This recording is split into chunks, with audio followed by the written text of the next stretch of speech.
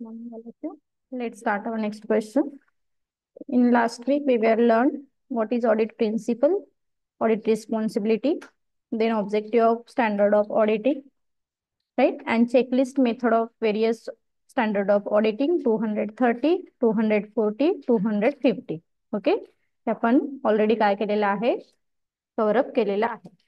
So आज आपण learn करणार आहोत new concept objective of auditors as per the standard of auditing.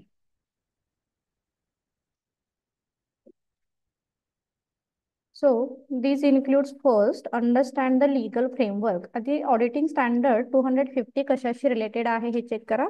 Consideration of law and regulation in the audit of financial statement. Okay म्हणजे 250 हा कशाशी related असणार आहे.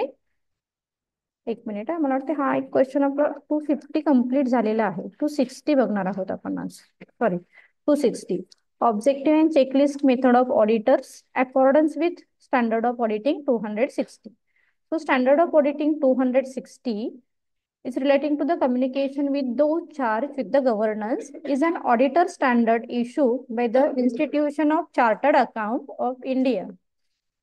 It provides guidance to the auditors on effective communication with those charged with the governance, ensuring transparency and streaming accountability.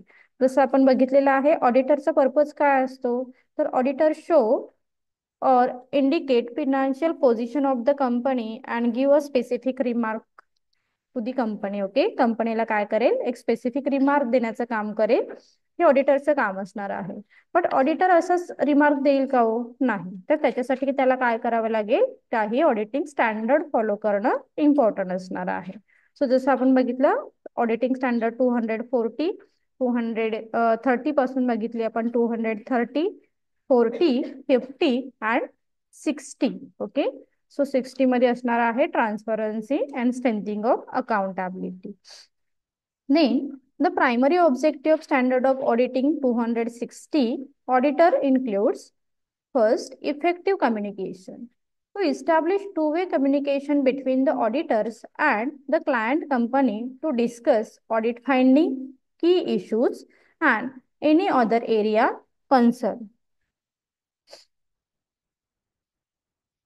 Then second is a transparency to provide TCWG with sufficient information about significant matter and arising during the audit that might affect the responsibility. Okay म्हणजे तुमच्या वर्कमध्ये किती transparency आहे हे significant information maintain करणं आणि ती record करणं हे काय असणार आहे ऑडिटर्सचं ऑब्जेक्टिव्ह असेल under the standard of auditing 260. Right. Next is understanding responsibility to ensure that both the auditors and TCWG understand their respective responsibility in the financial reporting process. Then facilitating action to enable TCWG to take timely and appropriately action regarding financial reporting governance issue arise by the auditors. मग हे काही objective ऑडिटरला काय करावे लागतील complete करावे लागतील 260 नुसार. Then त्याच्यानंतर मग ड्युरिंग ऑडिटिंग ऑडिटरने कोणत्या गोष्टी लक्षात ठेवायला हव्यात तर त्याच्याशी रिलेटेड काही चेकलिस्ट मेथड दिलेली आहे. तो checklist method of auditor standard of auditing 260. So first आहे pre audit communication.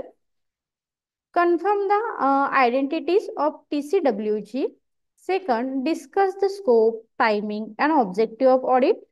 Communicating the auditor's responsibility under the applicable financial reporting framework. Okay so pre audit communication हे क्लिअर असणं फार महत्वाचं आहे. त्याच्यामध्ये मग objective of auditing discuss the scope timing की किती टाइम मध्ये तुम्हाला ऑडिटिंग कम्प्लीट करायचं आहे. देन काही responsibility then financial report framework हे सुद्धा कम्युनिकेट करणं महत्वाचं आहे. Second significant audit matter. Identify and communicate significant risk identifying during the audit.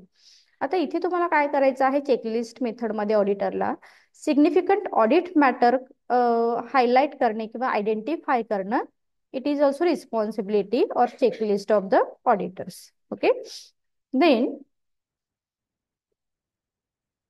discuss any significant accounting policy, estimates, or judgment made by the management and highlight areas where management might have applied bias. आणि तुम्हाला असंही as a auditor म्हणून लक्षात आलं पाहिजे की management कुठे bias आहे, त्या गोष्टी तुम्ही हायलाइट करणं तितकंच काय असणार आहे तर इम्पॉर्टंट असेल. ओके, सो ह्या गोष्टी तुम्हाला सिग्निफिकंट ऑडिट मॅटरमध्ये रेकॉर्ड कराव्या लागतील. Third point is a internal control deficiency. Report any deficiency or weaknesses in the internal control identified during the audit.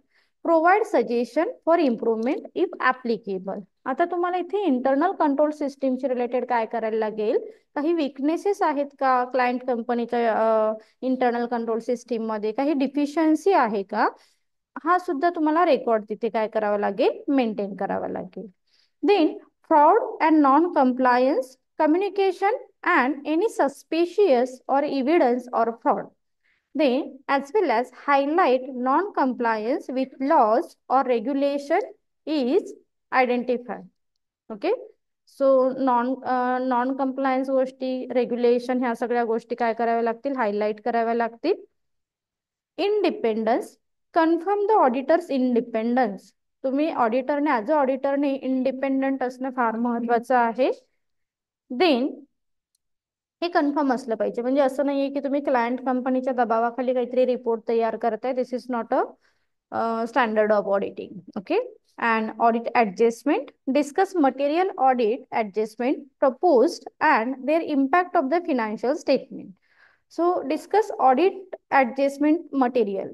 तर ह्या गोष्टी तुम्हाला माहित असल्या पाहिजे की कुठे तुम्ही ऑडिट ऍडजस्ट मटेरियल केलेलं आहे, हे डिस्कस करा. त्याचा इम्पॅक्ट फिनान्शियल स्टेटमेंट वरती कसा होतो हे सुद्धा तितकं महत्वाचं असेल.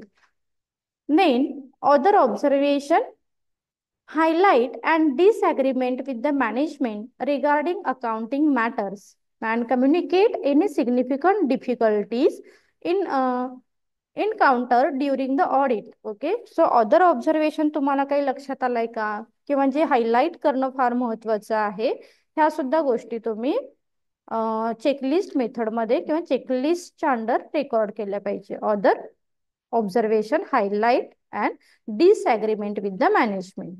तुम्ही मॅनेजमेंटने काही आपल्याला कन्व्हिन्स केलं असेल किंवा त्याच्याशी रिलेटेड तुम्ही डिसॲग्री आहात, तर ह्या गोष्टी हायलाइट करणं it is also responsibility of the auditors. And last point is post audit reporting. Provide a summary of the auditor's audit finding to TCWG and ensure that a clear line of communication is maintaining or feedback for a follow-up. Okay, ह्या गोष्टी तुम्हाला as a auditor and auditing standard 260 नुसार record करणं, maintain करणं आणि एक true report present करणं ऑडिटरची काय असणार आहे तर रिस्पॉन्सिबिलिटी असेल. होप्सो तुम्हाला ऑडिटिंग स्टँडर्ड 260 काय असणार आहे तर क्लिअर झालं असेल. Okay, thank you.